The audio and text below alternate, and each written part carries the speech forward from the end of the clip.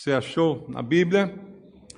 Carta de Paulo aos Romanos, capítulo 8, a partir do verso 31, a palavra de Deus diz assim: Que diremos, pois, à vista destas coisas?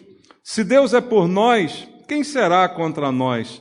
Aquele que não poupou o seu próprio filho, antes por todos nós o entregou, porventura não nos dará graciosamente com ele todas as coisas? Quem intentará acusação contra os eleitos de Deus? É Deus quem os justifica. Quem os condenará? É Cristo Jesus quem morreu, ou antes, quem ressuscitou, o qual está à direita de Deus e também intercede por nós. Quem nos separará do amor de Cristo? Será tribulação, ou angústia, ou perseguição, ou fome, ou nudez, ou perigo, ou espada? Como está escrito: por amor de ti somos entregues à morte o dia todo. Fomos considerados como ovelhas para o matadouro. Em todas estas coisas, porém, somos mais que vencedores por meio daquele que nos amou, porque eu estou bem certo de que nem a morte, nem a vida, nem os anjos, nem os principados, nem as coisas do presente, nem do porvir, nem os poderes, nem a altura, nem a profundidade, nem qualquer outra criatura poderá separar-nos do amor de Deus que está em Cristo Jesus, nosso Senhor. Amém.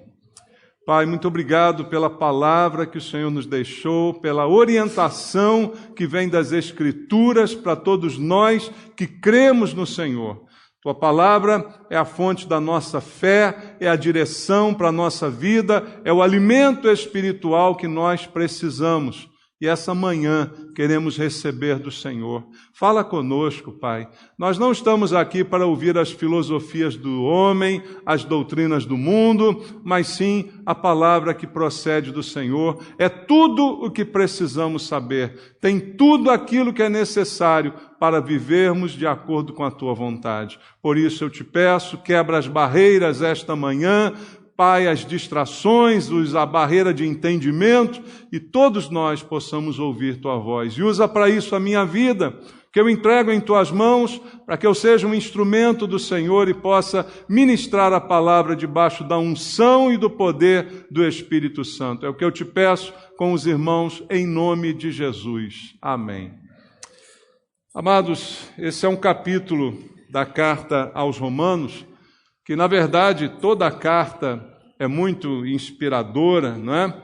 O apóstolo Paulo recebeu de Deus palavras muito profundas na sua carta aos Romanos, e esse capítulo 8, especialmente, é um capítulo muito rico, não é? Que ensina muitas verdades preciosas a respeito do Evangelho, a respeito do que nós somos em Cristo, do que Deus espera de nós. Isso é muito importante porque é básico para a nossa fé. Talvez alguns cheguem à igreja, cheguem à fé, porque alguém lhes falou de Cristo e não tenham um entendimento perfeito a respeito do que estão fazendo. A igreja é um lugar que pode ser frequentado por qualquer pessoa que nela queira entrar, mas é importante que a gente tenha entendimento a respeito da nossa fé. Não é uma escolha como alguém escolhe um clube, não é um lugar, uma agremiação para torcer, não, é algo definitivo na vida da gente. E o que Paulo vai falar nesse capítulo 8, são verdades que vão mostrar o plano de Deus para a nossa vida, para aquele que é cristão, vão mostrar a nossa nova condição, a nova natureza que Deus nos deu quando nós passamos a crer nele, e também um pouco daquilo que Ele espera que a gente viva daqui para frente. A vida muda. Como diz o apóstolo Paulo, em Cristo tudo se fez novo. As coisas velhas já passaram. Então, há uma nova vida de verdade para a gente viver. O fato de eu tornar-me crente em Jesus é uma mudança radical de vida. Não é apenas uma simples escolha, como eu disse, mas é uma transformação que Deus também opera nos nossos corações. Então, o apóstolo Paulo fala muito a respeito disso na carta aos Romanos, especialmente aqui no capítulo 8. Mas, nesse finalzinho do capítulo que nós lemos aqui, ele vai detalhar algo também muito importante para o nosso entendimento, que é o fato de Deus nos amar. E o amor que Deus tem sobre nós, aqueles que cremos em Jesus. E Paulo tem tanta certeza, tanta convicção a respeito desse amor, que no finalzinho ele desafia todos os poderes do universo a atentarem contra este amor, dizendo que não há nada, nem ninguém, nem aqui, nem em qualquer lugar desse universo que possa contra o amor de Deus pela nossa vida. E da onde vem essa convicção? É claro que isso é uma revelação de Deus, a Bíblia é inspirada por Deus, mas Paulo também comprova isso na sua própria vida pelas experiências que ele viveu com Deus, pelo curso da sua vida, às vezes em que por Deus foi socorrido, às vezes em que ouviu a voz do Senhor, às vezes em que percebeu o cuidado de Deus, muito embora tenha também ao longo de sua vida passado por muitos sofrimentos. E veja, o sofrimento que a gente pode passar em certo momento, em nada desabona o amor de Deus por nós. Então essa é uma grande lição que o próprio apóstolo Paulo traz, porque ele mesmo, sofrendo, sendo perseguido, sofrendo castigos físicos de toda a natureza, consegue ainda afirmar que, apesar de tudo, Deus me ama. E não há nada nem ninguém que possa retirar essa convicção da sua vida. Então Deus ama aquele que nele crê. E ao mundo, a Bíblia diz que Deus também amou. A diferença é que o verbo está no passado. Então quer dizer que Deus não ama mais? Não, não é isso que eu quero te dizer, mas às vezes a gente costuma dizer ao pecador aquela frase famigerada: olha, Deus ama o pecador, mas não ama o pecado.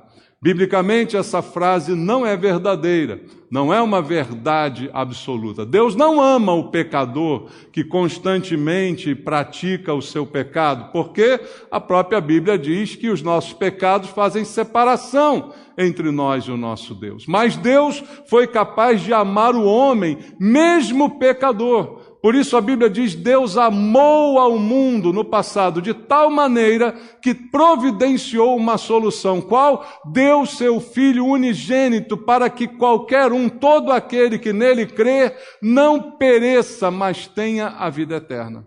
Então, quanto ao mundo, Deus já manifestou o seu amor. E não há mais o que ele possa fazer. Não há mais o que Deus possa fazer por um pecador, além do que ele já fez.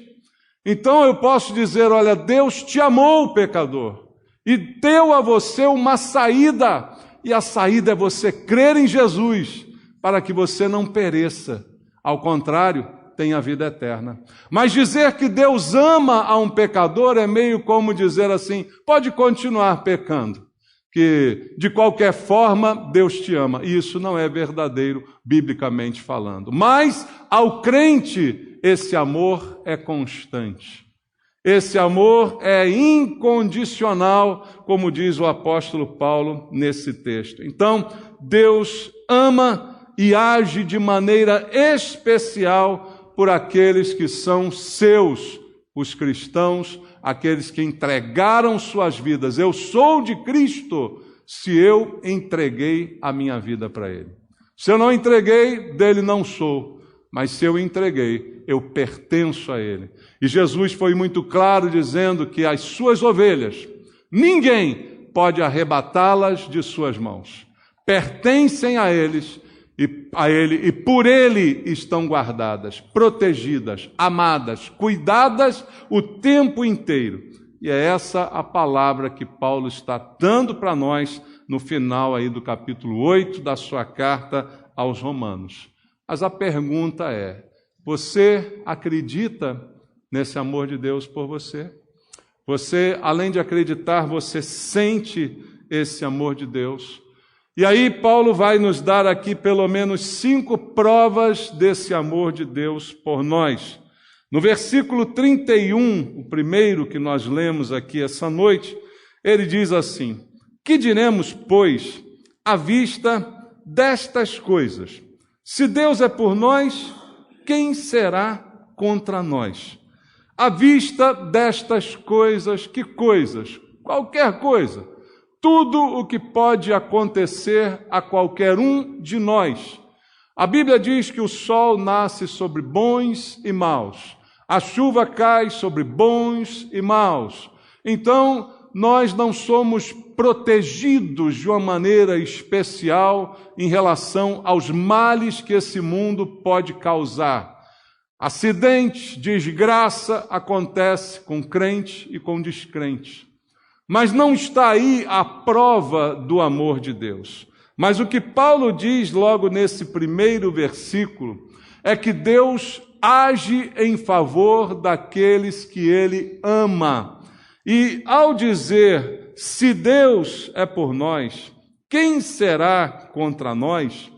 Veja, ele usa aqui o se, não é? Mas esse se não é o se da dúvida, mas é o se da conclusão. É para que você tire a sua conclusão. Ora, se Deus está a seu favor, quem é que pode se colocar contra você? Esse se significa um já que, não é? Já que Deus está a seu favor, quem é que poderá estar contra você? Será, né? Se Deus é por nós, quem será? Ele diz, será significa quem poderá contra a sua vida. Irmãos, nós temos muitos inimigos. Talvez você diga assim, eu não tenho inimigos.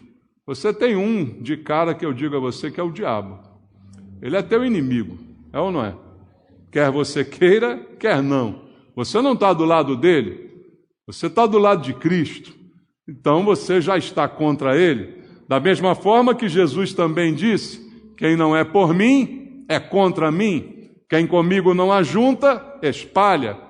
E assim eu posso dizer em relação ao diabo, eu não estou com ele, então automaticamente eu sou contra ele e ele é claramente contra mim. Só que não importa se Deus está do meu lado, não importa quem está contra mim. Se eu tiver inimigos, se eu tiver pessoas tramando contra mim, o que podem elas se Deus está a meu favor? Esse é o significado simples do que Paulo diz no versículo 31. Se Deus é por nós, quem será contra nós? E aí eu posso crer nesse amor e nesse cuidado? E aí eu pergunto isso para você. Você acredita nesse versículo 31? Se Deus é por nós, quem será contra nós? Você crê nisso de verdade? Então por que às vezes se mostra tão preocupado? Ah, tem alguém tramando contra mim. Ah, tem alguém falando mal de mim. Ah, tem alguém fazendo fofoca contra mim. Tem alguém levantando calúnias ao meu respeito. Você esqueceu que Deus está do seu lado? Ou você não tem certeza de que Deus está do seu lado? Percebe como a vida fica mais fácil se nós simplesmente acreditarmos na palavra de Deus? Pensa comigo, para que tanta preocupação? Para que tanta indignação com o que um inimigo qualquer possa fazer contra a sua vida? Se você tem alguém do seu lado que é muito maior do que qualquer inimigo. Quem é o diabo para tocar naquele que Deus está guardando? E aí, por que às vezes a gente vê certos crentes com tanto medo do diabo, não é? Com tanto medo disso ou daquilo?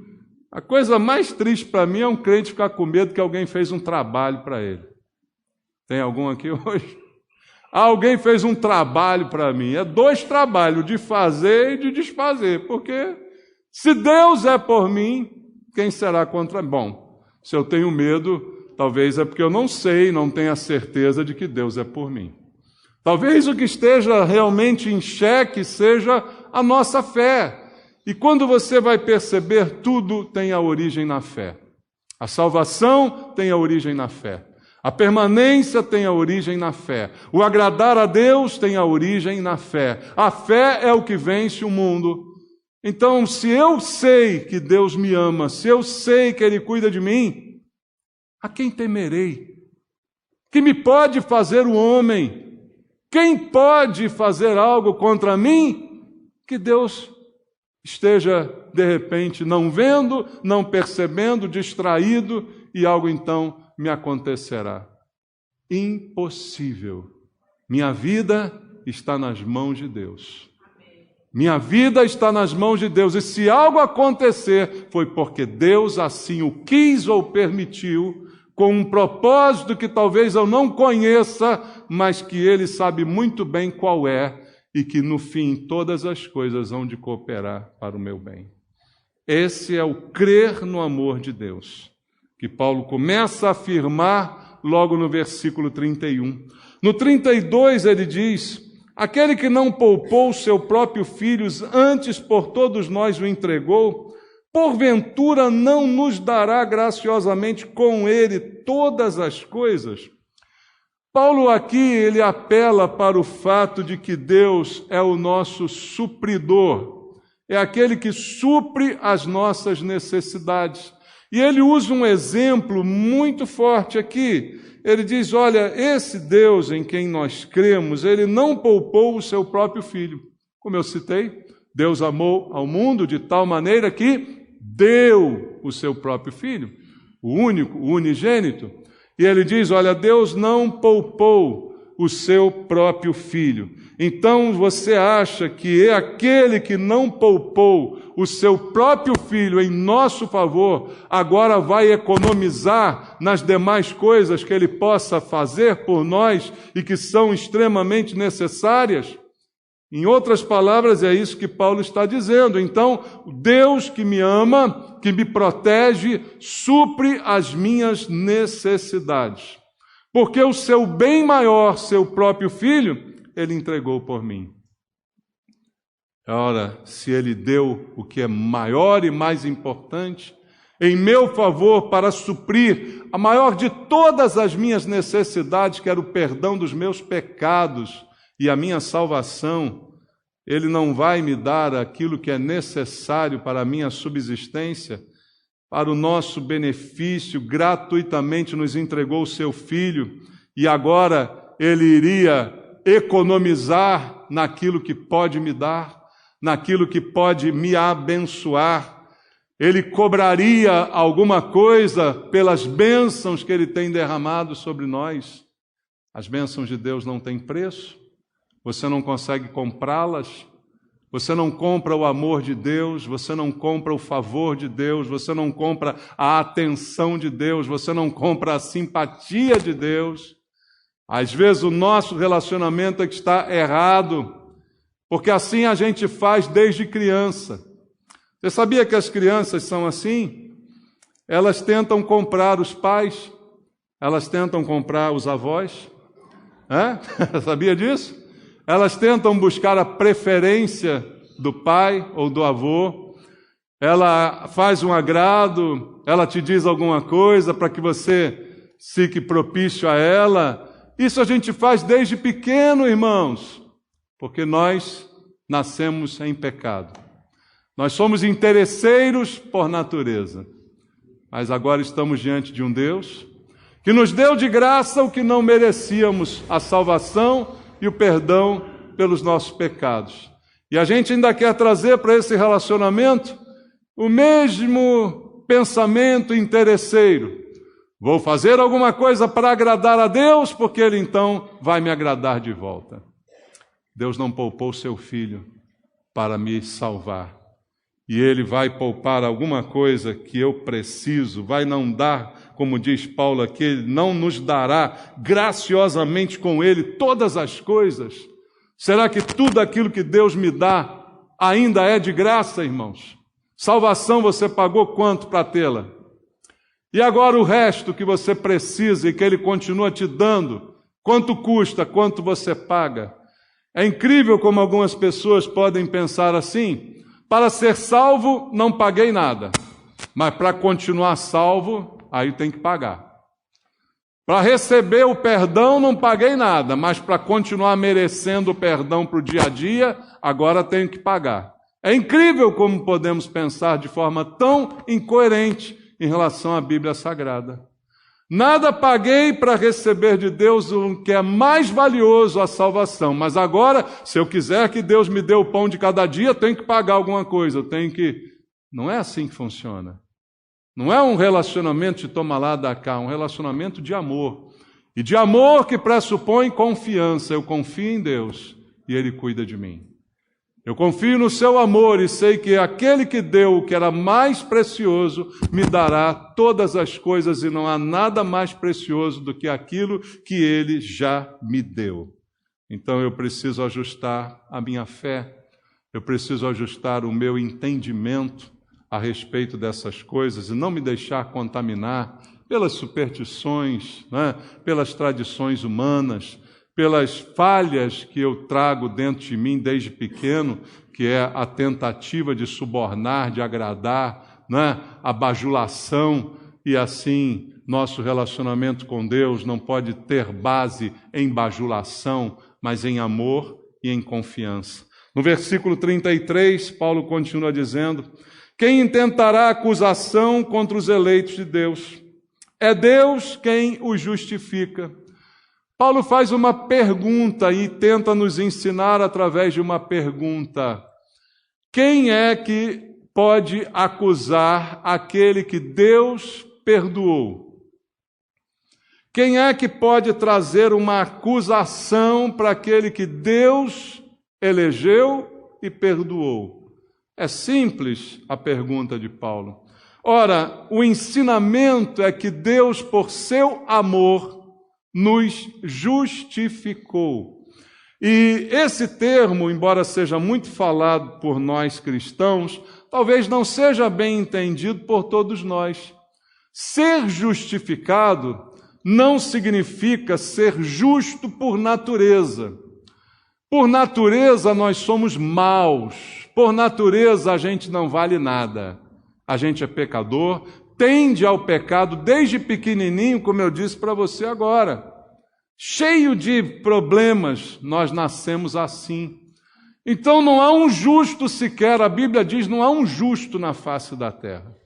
Então o problema é que hoje nós somos justos. Bom, somos. Por quê? Porque Deus nos justificou. Ou seja, Ele me atribuiu justiça. Algo que eu não tinha, algo que eu não sou capaz de conquistar por meus atos, algo que eu não tenho de forma natural, mas que me é atribuído. Isto é a justificação. E Ele nos justificou pelo sangue de Jesus, que por nós foi derramado. Então a Bíblia diz, fomos justificados pelo sangue. E isto é por causa do amor, aquele amor lá de João 3,16. Deus amou o mundo de tal maneira que deu o seu Filho. Para me justificar, para me tornar justo. Então, Deus me tornou justo. Mas eu não sou justo. Eu não mereço perdão, não posso me auto-justificar pelas boas ações que eu tento praticar, pelo bom comportamento que eu tento adotar. Isso não é suficiente. Mas Ele foi lá e carimbou na minha ficha o carimbo de justo. Maravilha. E agora vem alguém e diz assim, você não vale nada. Você pode ouvir isso de alguém? Pode. Pode ou não? Já ouviu? Pode ter já ouvido, né? Tem ouvido ultimamente? Pode ser que sim. Alguém que chegue para você e diga, você não vale nada. E aí o Paulo diz aqui, quem vai intentar acusação contra os eleitos de Deus? Foi Deus que carimbou a sua ficha e ninguém pode tirar esse carimbo. E ele nos chama de eleitos de Deus. Eleição é manifestação da vontade, é manifestação da escolha. Deus escolheu aqueles que o escolheram. Jesus disse aos seus discípulos, não foram vocês que me escolheram, mas fui eu que escolhi cada um de vocês. Em João, eu quero ler rapidamente contigo, João capítulo 1, versículo 12 e versículo 13. Está aqui a eficiência dessa escolha, dessa eleição. Diz assim: mas a todos quantos o receberam, deu-lhes o poder de serem feitos filhos de Deus, a saber, aos que creem no seu nome, os quais não nasceram do sangue, nem da vontade da carne, nem da vontade do homem, mas de Deus. Eu o recebi, então eu fui feito filho de Deus, porque não era, eu era criatura. Ao receber o Senhor, Ele próprio agiu sobre mim e me transformou, me tornou seu filho. Só que o verso 13, ele diz assim, que isso não foi propriamente da minha vontade, não foi exclusivamente uma decisão minha, não foi da vontade da minha carne, nem da vontade do homem, mas foi, na verdade, a vontade de Deus já agindo em mim. É um mistério, né? Como alguns gostam de dizer. Ora, eu o escolhi, mas na verdade ele me escolheu. Eu escolhi, mas dessa decisão não é mérito meu também, é mérito dele. Por isso Paulo nos chama eleitos de Deus e diz: quem pode intentar acusação contra aquele que Deus escolheu, contra aquele que por Deus foi salvo, abençoado e carimbado como justificado? Se Deus me torna justo, quem pode dizer que eu sou injusto? Se Deus me atribui justiça, quem pode dizer alguma coisa sobre mim? Já vimos que ninguém pode ser contra aquele a quem Deus é favorável, e Ele me justificou. Se Deus é quem nos torna justo, eu preciso entender isso. Em Isaías capítulo 50, leia junto comigo, Isaías capítulo 50, versículo 8 e versículo 9. Isaías 50, verso 8 diz: perto está o que me justifica. Quem contenderá comigo? Apresentemo-nos juntamente quem é o meu adversário? Chegue-se para mim, eis que o Senhor Deus me ajuda. Quem há que me condene? Eis que todos eles, como um vestido, serão consumidos, a traça os comerá. Opa! Assim a Bíblia fala daqueles que tentam acusar aos eleitos de Deus. Isaías 54, um pouco mais adiante, verso 17. Toda arma forjada contra ti não prosperará. Toda língua que ousar contra ti em juízo, tu a condenarás. Esta é a herança dos servos do Senhor e o seu direito que de mim procede, diz o Senhor. Alguma dúvida ainda no seu coração? De que você, justificado por Deus, está livre de toda e qualquer condenação e que não há ninguém que possa ser contra você, que não seja, no fundo, envergonhado? É o que diz o apóstolo Paulo. Voltando ao texto, em Romanos 8, ele continua no verso 34. Quem os condenará? É Cristo quem morreu, ou antes quem ressuscitou, o que está à direita de Deus e também intercede por nós. Quem pode condenar? O que ele está dizendo é que Deus em Cristo nos defende. Como também é dito na Bíblia, há um advogado. A Bíblia diz: filhinhos, não pequeis, lá na carta do apóstolo João. Todavia, se pecardes, há uma possibilidade, da qual não estamos livres.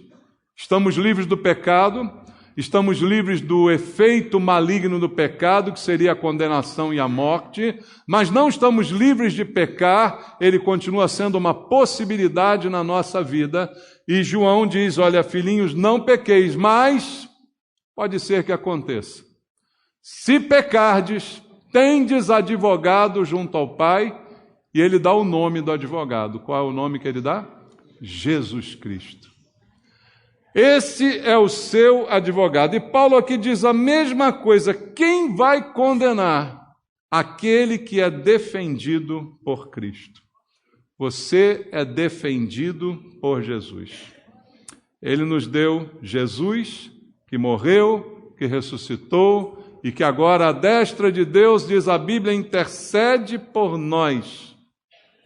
E está à direita de Deus, como ele diz aqui no próprio verso 34, intercedendo por nós, à direita de Deus, em sinal de autoridade, exercendo essa autoridade, esse domínio e essa defesa da nossa vida.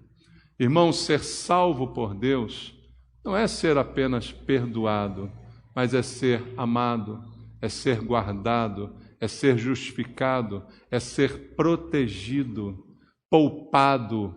Todas estas coisas estão incluídas na salvação. Falar dela sem mencionar essas coisas seria subentender o que de fato significa ser salvo por Deus. E eu creio que nós precisamos entender isso de uma vez por todas na palavra de Deus. E para terminar, Paulo agora, a partir do verso 35, ele faz o discurso que mostra o resumo de tudo que disse, mostrando que aquele que nos ama nos mantém unidos a Ele. Aquele que me ama, me guarda, me protege e me mantém unido a Ele. A partir do verso 35, ele questiona: quem nos separará do amor de Cristo? Você já viu que Ele te ama? Você já entendeu esse amor que tanto faz por você? E agora ele pergunta: o que pode acontecer no curso dessa vida que de repente possa interromper esse amor? Possa fazer com que você chegue a um ponto que esse amor não te alcance. Que curva que a vida pode dar, que você pode de repente ficar longe do alcance desse amor e separado dele. E aí ele cita alguns exemplos que todos nós podemos viver. Quem vai te separar do amor? Será a tribulação? Será uma angústia que a gente pode viver várias vezes na vida? Será uma perseguição? Será uma fome? Coisa que talvez nem todos tenham aqui passado, mas alguns de nós podem já ter passado por isso. Ou a nudez, que é a falta do básico, do essencial para se vestir, o perigo, a espada, a ameaça física de morte. Ele diz: olha, até está escrito, por amor de ti somos entregues à morte o dia todo, fomos considerados como ovelhas para o matadouro. O próprio Senhor advertiu aos seus discípulos que coisas assim iriam acontecer, mas não seriam suficientes para nos separar do seu amor. Ele diz: em todas estas coisas, porém, somos mais que vencedores por meio daquele que nos amou. Aí ele traz o amor de volta. Eu passei fome, eu passei nudez, eu passei perseguição, me tentaram matar com a espada, me maltrataram, fizeram todo tipo de coisa, que me deixaram talvez angustiado, que me deixaram preocupado, atribulado, com todo sentimento ruim, mas nem isso é capaz de me separar do amor de Deus, porque até nisto eu sou um vencedor. É o que ele diz no verso 37. E o que me torna o vencedor é o fato desse amor estar sobre a minha vida. Não é a minha capacidade, a minha destreza, a minha força, não é nada disso que me torna um vencedor, é saber que eu sou amado por Deus. E aí ele vai fazer a grande declaração. Ele diz: olha, nenhum fator interno, externo, temporal vai me separar, nada disso vai ser suficiente para me separar, porque há um amor que me aproxima, há um amor que me une. E aí ele declara: porque estou bem certo. Aqui é a grande questão. O bem certo. Como diz a Bíblia, a fé é a certeza do que se espera. É a convicção. E há uma diferença entre você estar certo, convicto, né? Apenas você diz: eu acredito. Nem sempre quem diz eu acredito tem de fato fé. Porque se acreditar pode mudar de uma hora para outra, né? As pessoas mudam naquilo que acreditam, com uma constância muito grande durante a vida. Acabam mudando no que acreditam. Dizer eu acredito não significa a fé mencionada na Bíblia. A fé da Bíblia é uma certeza, é uma convicção de coisas que nem sempre estão ao alcance do que eu vejo. Como diz o próprio texto, a convicção de fatos que não se veem. Eu não vejo para acreditar, mas eu creio. E creio de tal forma que estou certo, estou convicto. E é assim que Paulo se refere nesses termos. Olha, eu estou bem certo. Eu estou absolutamente convencido, eu estou bem crente nisto. E o que eu tenho certeza? De que nem a morte, nem a vida, nem os anjos, nem os principados, nem as coisas do presente, nem do porvir, nem os poderes, nem a altura, nem a profundidade, nem qualquer outra criatura poderá separar-nos do amor de Deus que está em Cristo Jesus, nosso Senhor.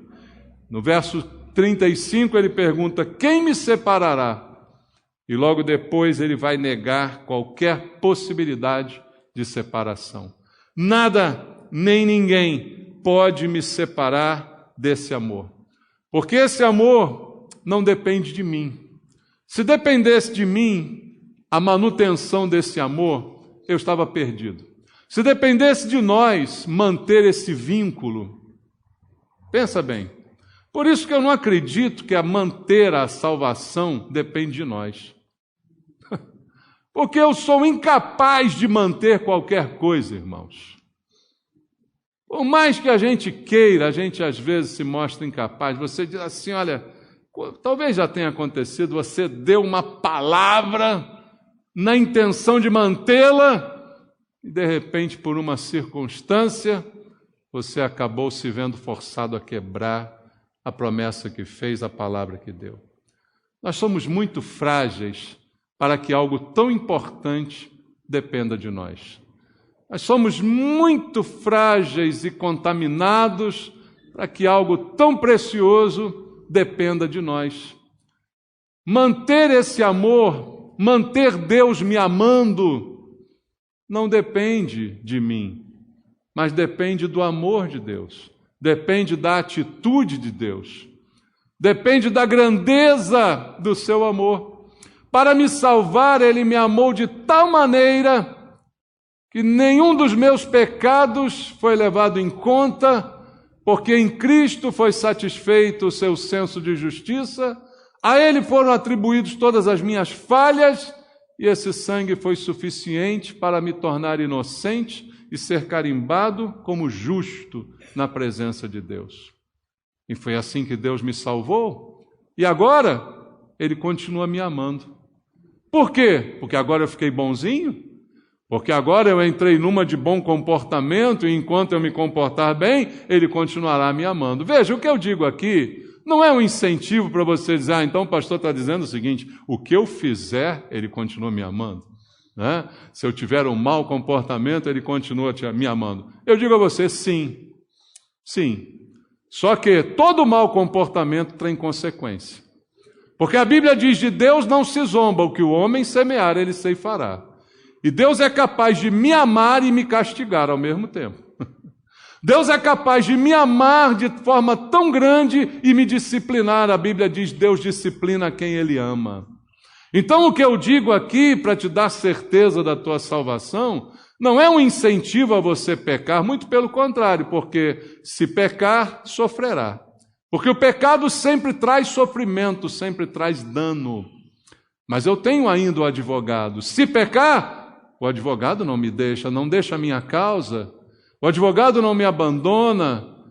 E eu não vou ser salvo ou me manter salvo porque eu assumo um bom comportamento. Bom comportamento é obrigação minha. E mau comportamento será punido sempre. Haverá consequências. Mas o amor é incondicional. Quando Paulo diz que não há morte, não há vida, não há anjo, não há demônio, não há criatura, não há nada no presente e nada no que pode vir a acontecer. Veja, o que pode vir a acontecer no porvir? Tanta coisa, a gente não sabe, mas ele diz, não tem nada que possa vir a acontecer, nenhum poder, nenhuma altura, nenhuma profundidade, nenhuma criatura vai poder separar o amor de Deus de você, porque esse amor é de Deus para você. O meu para Deus não chega aos pés do dele para mim. Embora ele me ordene, ame a Deus sobre todas as coisas. Ame a Deus e todas as coisas cooperarão para o seu bem. Ele me ordena, mas eu não sou capaz de amá-lo como ele é capaz de me amar. Nosso amor não é tão fiel, não é tão profundo, não é tão constante quanto ele é capaz de nos amar. Esse é o ensinamento bíblico. O outro é o ensinamento do homem. O outro é o ensinamento que tenta convencer pelo medo, que tenta manter as pessoas na linha pelo medo do chicote, e essa não é a verdade ministrada na Bíblia. A verdade da Bíblia é que Deus me salvou. A verdade na Bíblia é que eu não merecia nem um pouquinho essa salvação. A verdade bíblica é que nenhum de nós, por mais que se esforçasse, conseguiria comprar a salvação, conseguiria pagar os seus pecados que estão dentro de nós por natureza. Nascemos assim, nascemos ruins. Nenhum de nós conseguiria resolver isso, mas Deus foi lá e nos salvou. E agora a outra verdade é que eu vou continuar salvo até o fim. Não porque eu vou ser bonzinho, não porque eu vou fazer algum sacrifício para merecer e continuar salvo, mas porque Deus me amará até o fim. Essa é a verdade da Bíblia. Viva com ela. Creia que Deus te ama. Isso não é licença para pecado. Muito pelo contrário, a Bíblia diz assim, o amor de Cristo é constrangedor. Porque eu sei que não mereço e sou constrangido por Ele. E esse constrangimento é que acaba me conduzindo para não viver na vida do pecado. Aquele que é nascido de Deus não vive na prática do pecado. Creia no amor de Deus pela sua vida. Creia no cuidado, creia na provisão. Creia que você é inocente, embora todos possam dizer que você é culpado. Creia que não há acusação contra os eleitos de Deus. Não viva preocupado com a opinião dos outros, não viva em crise porque alguém falou mal de você. Se liberte disso, porque Deus falou bem de você. Deus te escolheu. Então viva como um escolhido de Deus. Se liberte dessas crises. Se liberte dessas crises existenciais que vêm sobre nós porque queremos proteger reputações, porque queremos guardar integridades. Deus é quem justifica. Deus é quem sabe da sua vida. Então, o que os outros dizem, pouco importa. Viva feliz. Viva na presença do Senhor. Amém? Vamos orar. Vamos falar com Deus.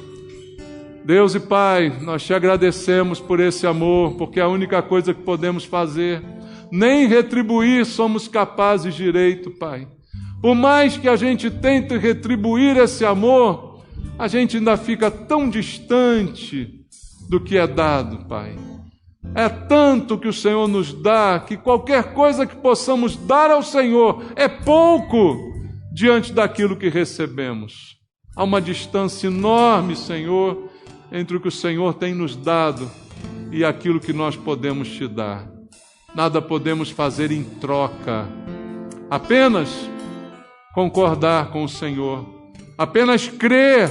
É só o que o Senhor espera de nós. Sem fé é impossível te agradar. E a única coisa que te agrada é dizer: Senhor, eu creio na tua palavra. Eu estou bem certo, como disse o apóstolo Paulo, de que nada pode me separar do teu amor. Nem eu mesmo, nem as minhas falhas, nem os meus pecados, nem os meus defeitos podem interromper o fluxo de amor que o Senhor começou a derramar sobre a minha vida no dia em que eu disse: eu creio em Jesus Cristo. Fala com teu povo, Pai. Dá paz ao coração dos meus irmãos, certeza e convicção. Tira toda a dúvida e no lugar da dúvida vem a tua paz. No lugar da tristeza, venha a esperança. Se há alguém aqui chateado com alguém, com alguma coisa que tem sido dita, não há acusação contra os eleitos de Deus. Fala ao coração do teu filho e da tua filha. Pai, em nome de Jesus. Amém.